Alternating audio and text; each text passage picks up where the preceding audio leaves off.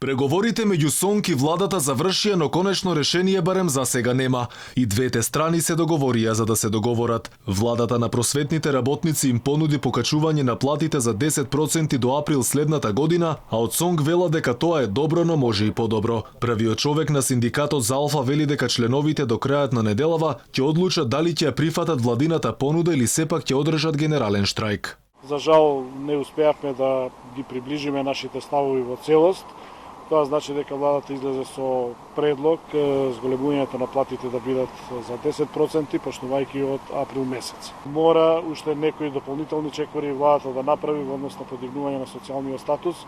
Дали тоа ќе биде некој месец порано во однос на сега што е предложено или некој процент повеќе, во секој случај не прејудицирам на одлуката на нашите членови, меѓутоа мислам дека може повеќе. За ресорниот министер ова историско покачување на платите во образованието вели дека било добро просветните работници да го прифатат, за учениците да не изостануваат од часови. Од април месец платите да бидат покачени за дополнителни 10% од дејноста образование, почнувајќи од основно, средно, високо и наука.